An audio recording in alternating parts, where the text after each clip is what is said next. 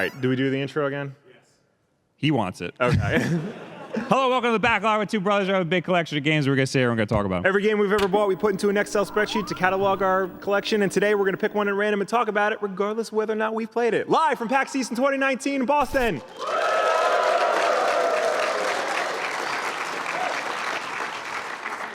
Mick Foley is right. That works every time. I can see all you people, and I don't expect that every time. 570. 570. Silence. Alan Wake for the Xbox 360. It's all. Wow, that got a better applause. So I'm guessing you've all played Alan Wake, or the ones that you... So this is another one that you played. Yeah, I'm just glad we're not getting like the random games like Madden 2004. Or the mobile games. Or the mobile games. We have mobile games on here. Like these are games I can actually Those don't about. work well with the YouTube algorithm. No. YouTube does Fun not fact, like that. when you start your own backlog show, stay away from mobile games. So Alan Wake was like a staple on the Xbox 360. It was weird because it was a staple, but like not a lot of people played it. It was like one of those. It was one of those underground like, games where people were like, oh, I played Alan Wake. Yeah, I played Alan Wake. Yes. But no, Alan Wake is very good. It's from the creators of Max Payne and eventually Quantum Break. You play as Alan. He's a writer. Wait. You got to back up. I'm backing up. It's the creators of the original Max Payne, yeah, and then it got taken and then to Rockstar. Yeah, Rockstar bought Max Payne, so they own Max Payne. But so it's not Rockstar. It's Remedy. Yeah. And then they went off and made Alan Wake. And then Quantum Break. And are they doing Control? Yes, they are doing Control. They're doing Control, which you can play here at PAX East in Boston 2019. Mick Foley is right. That works every time. So Alan Wake, you play a writer. He goes off to the mountains with his wife to try and write his new book because he has bad writer's block. But there's something mysterious about the town, and it kidnaps his wife, and he has to find out where she is and what's going on. I wouldn't say this is a survival horror game, but it's definitely a spooky game. And I see the flashlight. Yeah, the flashlight plays a big part of it because you can use your flashlight as a weapon to drain your enemy's health before you go then and take them out. And like you can upgrade your flashlight. So what are the enemies? The enemies they're weird like ethereal like ghost things and stuff. I haven't played it since it came out, but I think there are like big monsters that you have to deal with. But it's not just the monsters because like the stages warp as well.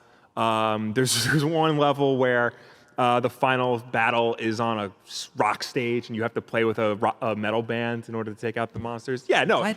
The game is weird AF. Don't get me wrong. All I've ever seen is like woods nighttime. Yeah, because that's like 70% of the game.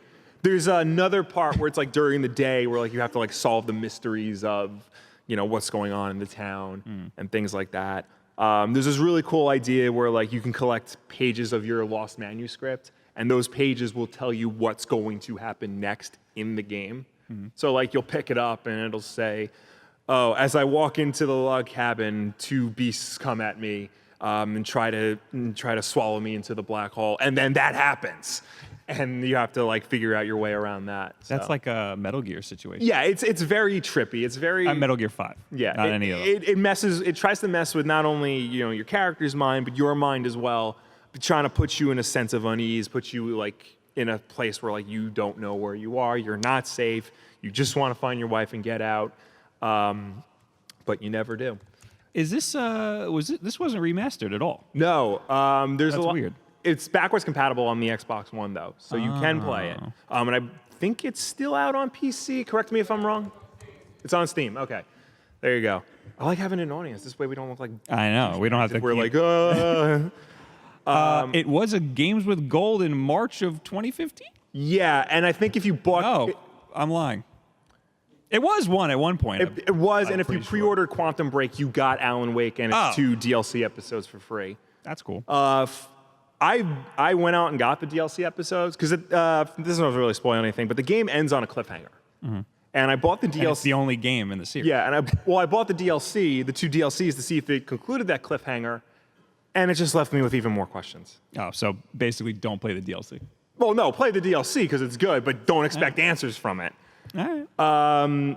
Yeah, it's a really fun game. It's structured like a TV show, so like every level is based as like an episode where like the credits will roll at the end, and then when you start it again, it goes previously on Alan Wake, and all this stuff happens. So that's like a Remedy thing.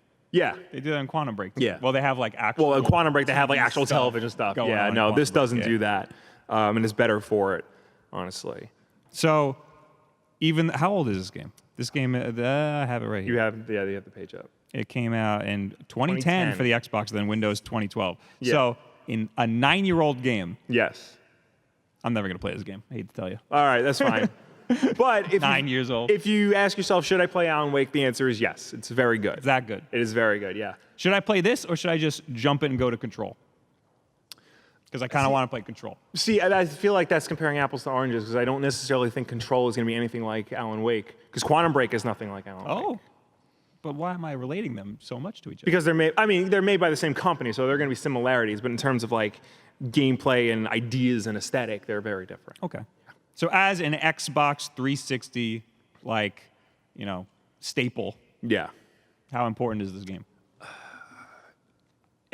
I would honestly, like in terms of the Xbox 360 pantheon, probably like lower top tier. Ooh.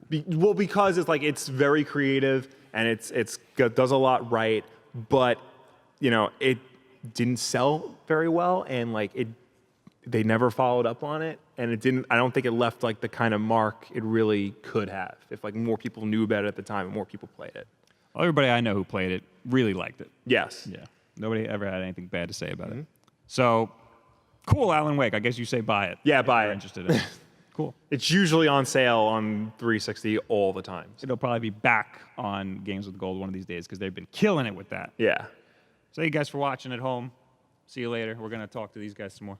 Goodbye. Bye. So what did you guys think about Alan Wake for the Xbox 360? Is this something that you played, or is this something that you missed out on, and why? Leave it in the comments below. Add me on Twitter.